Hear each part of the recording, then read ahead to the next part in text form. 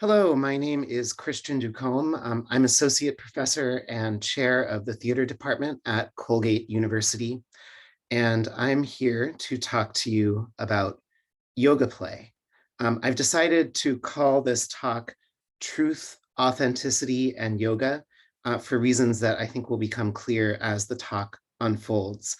But I first want to say that when Syracuse Stage invited me to give this talk, I was thrilled because I've known the playwright Dipika Guha since she and I were in graduate school together back in the early 2000s.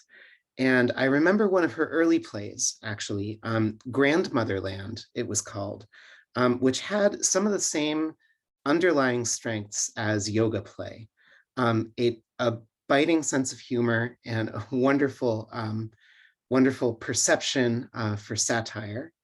An incredible ear for dialogue, and I would say especially dialogue between young male characters, which Guha writes extremely well. And then finally, an infatuation with dreams and dreamlike imagery, which runs across quite a few of Dipika Guha's plays.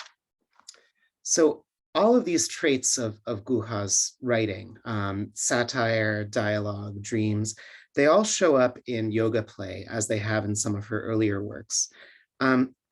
Most of the characters in this play talk about their dreams, which is a bit curious for a comedy, right? We don't usually think of comedy as lending itself to dream monologues. But this talk about dreams, it seems to be part of the corporate culture of Jojoman, the athleisure company that is both the setting and the object of satire in yoga play. Two of the characters, Raj and Fred, who are both junior executives charged with rescuing Jojoman's brand image from a child labor scandal, they talk about their dreams over lunch.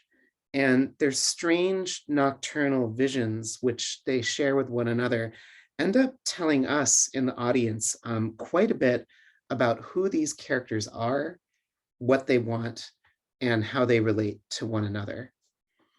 So, lest I drop any spoilers about the play, I'm not going to talk too much about the plot or characters, but more about what I consider to be an important context for appreciating and understanding Guha's drama. And I'm going to come back to the bit about dreams at the end. So the history of yoga in America, I think, is an important context for understanding this play. And it's something that I knew very little about until, doing research to give this talk, and also because of a couple of chance encounters earlier in my life and career. So in the play, right, to try to save Jojoman's lucrative business selling $200 lavender-scented yoga pants, Raj and Fred, these two junior executives, search for a spokesperson. They're looking for a yogi or guru who can restore the sense of authenticity that makes Jojoman's brand so valuable. But what is authenticity anyway? And why does yoga evoke the elusive quality of authenticity for so many American consumers? As a spiritual practice, yoga dates to the 5th century BCE, and sacred Hindu texts like the Katha Upanishad and others, which describe yoga as a path of self-knowledge. I'm neither a serious yoga practitioner, although I do like going to yoga class once in a while, nor a scholar of Hinduism. But I did have a chance to travel to India 20 years ago and spend a few months there. And I was surprised at the time to discover that many people in India use the term yoga to describe various forms of seated meditation. This was obviously very different than yoga as I'd come to know it growing up in the United States. So where, I wondered to myself, were the stretch and balance poses, the hot yoga studios, the organic cotton mats, and the expensive yoga pants, right? All the accessories that I associate with yoga culture here in America. And I later learned, after coming back from India, that yoga as practiced in America is actually something of a hybrid of Indian philosophy and Western gymnastics that emerged during the first half of the 20th century, both in India, primarily in India, in fact, but also through travel between India and Europe and the United States by some leading yoga practitioners who helped to introduce the form to Americans. So a few facts that may be interesting to know for those of you who spent any time at all in a yoga studio. The sun salutation was pioneered in the region around Mumbai in the 1920s. All right, it's not an ancient part of the yoga tradition. Vinyasa yoga, or the synchronized combination of breathing and movement that's behind almost all of the yoga practiced in the United States, was first developed by a renowned teacher named Krishnamacharya in southern India in the 1930s, right?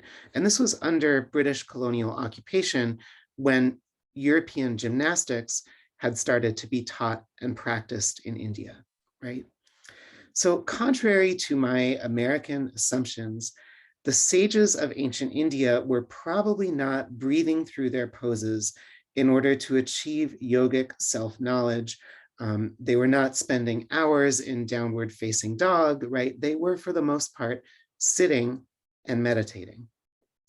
So the idea of an unbroken or authentic connection between modern yoga and ancient Indian spiritual practice is largely a myth, right? Largely a myth, because ancient Indian spiritual practice does still inform contemporary yoga in important ways.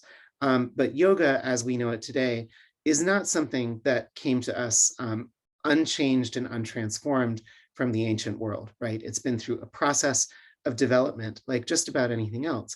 And that process of development has very much been one, in the case of yoga, of hybridization, of the meeting of cultures, of the unexpected products of colonialism and post-colonialism.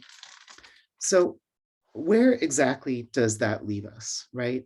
Another way to think about this history, the history of yoga in the West, is to talk a little bit about how yoga first came to America and to Europe. And the first proponents of yoga in the West were Hindu spiritual leaders who came to Europe and America to educate and to some extent to proselytize about their religious tradition to Westerners. All right, so a couple of famous examples. Swami Vivekananda gave lectures about yoga and Hinduism throughout the United States in the 1890s, winning support from prominent cultural figures like the author Ralph Waldo Emerson, the famous American transcendentalist, and also the theosophist Madame Blavatsky, a European who spent quite a good deal of time in America. A few decades later, Paramahansa Yogananda immigrated to the US to teach yoga, first in the 1920s.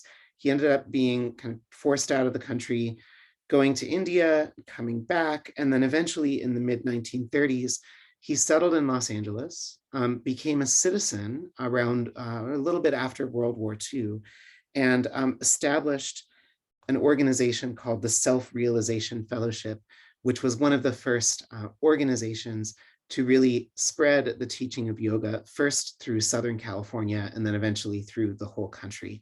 This fellowship now has over 500 locations throughout the world.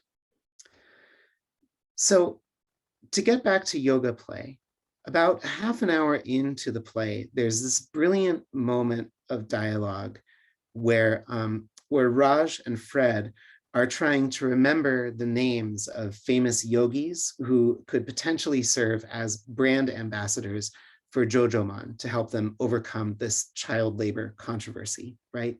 And as Fred scrolls through his phone, Raj, who's an Indian American, born and raised in Delaware, starts to try to come up with names from his memory. And so he suggests Vivekananda and Yogurt Nanda. mispronouncing the names of the two most important yoga teachers in the early 20th century in the United States. Fred, meanwhile, corrects Raj's pronunciation and then flatly declares, those guys are dead. All right. So the irony here, it's both delicious and sad. Raj and Fred know next to nothing about the history of yoga in America. And it's that very history on which Jojoman depends to validate its claims of authenticity, right? So their $2 billion business is built upon something, upon a cultural history that they themselves have neglected in their careers as junior executives. And that appears to be true for a lot of the other people who work at the company as well, who we meet in the play. So in researching this talk, I came across a really illuminating book by a scholar named Andrea Jain called Peace, Love, Yoga, The Politics of Global Spirituality. All right, so if you'll forgive me, I'm going to get a little bit academic for a second, and then try to return again to the characters and the play and providing some context to help you appreciate yoga play all the more when you go and see it. So in this book, Jain argues that the American yoga industry, which generates over $9 billion a year in revenue, relates spiritual practices to ethical values through marketing and consumption. All right, so according to Jain, and I'm quoting here, the subversive expressions appliqued across yoga wear and the industry's do-good discourse signal to the consumer that the values behind the products are antagonistic to the forces and relations of capitalist production, end quote. So I think this sums up why a child labor scandal would be such a huge problem for a company like Jojoman. Its customers can no longer sustain the illusion that they are subverting the excesses of consumer capitalism by buying expensive yoga pants. And of course, right, buying yoga pants or just about any other consumer good implicates us in a global network, a global economic network that involves a lot of dubious business practices, from environmental pollution to labor exploitation, and the list goes on and on. And just, if I may, for a second, the recent supply chain crisis driving inflation in the US and other advanced economies has made this global network, right, more visible to American and Western consumers than it ever has been before. Suddenly we're forced to think about where our goods, where the goods that we buy are made, because they're not getting to us. And why aren't they getting to us? Well, because of factory shutdowns and shipping delays, right? So something that happens often related to COVID-19, say in China or Vietnam or Bangladesh, might have an impact on how much you pay for new clothes at Target, or whether those clothes are even available in the first place, right? So in that sense, I think yoga play is very timely in sort of bringing some of these global economic networks forward for a bit more scrutiny by a theater audience. But let me stop myself here, because if this all sounds a bit preachy and puritanical, please don't worry. The themes that I've discussed are an important context for understanding yoga play, but the play itself is more interested in storytelling than in the history of yoga or the networks of global capitalism, right? As a playwright, Dipika Guha is intent on showing her audience that yoga and yoga wear is not a primordial wellspring of truth and authenticity. She really wants to challenge some of the myths around yoga in the United States. And I think that's incredibly important. But rather than allowing her characters in the play to kind of get stuck in the morass of some sort of preachy dialogue about, the misappropriation of yoga by Americans, yoga play shows that the executives at Jojoman can actually grow and change through the ethically dubious process of trying to salvage their company's brand. Raj, one of the junior executives I mentioned earlier in this talk, he learns a thing or two from the guru he and Fred ultimately hire to help restore Jojomon's authentic image. And Fred, for his part, gains the courage to stand up to his boss, Joan. Joan, the CEO of Jojomon, another important character who I've talked about a little bit less here, starts treating Fred and some of her other employees with a bit more respect as a result of the events that happen in the play. And it's important to remember here, Raj and Fred are dreamers, right? And although their dreams don't come true exactly, the play is not that simple. They still discover some important things about themselves over the course of the play. They don't exactly become yogis following a spiritual path to self-knowledge through meditation or stretching or whatever. But their desperate and cynical quest to save Jojomon teaches them something about the philosophy behind yoga, and they end up knowing themselves a little better than they did at the beginning of the play. To say much more about how this happens, right? About the process by which Raj and Fred come to some greater self-knowledge would be to give away some of the juiciest surprises in yoga plays, some of the funniest and most unexpected moments that Guha dishes up for us as an audience, which are really what make this play such a pleasure to read and to watch. So I'm going to refrain. I'm not going to say any more about the plot of the play itself. But I've tried here to provide a little bit of context. First, about the history of yoga, particularly the history of yoga in the US, and second, about yoga as an industry, right? Yoga as an aspect of consumer culture. And I hope that these pieces of context will help you see yoga play as an even more entertaining and thought-provoking piece of theater than it would be otherwise. Thank you for your time. And if you're interested in contacting me about this talk, you can look me up on the Colgate University website.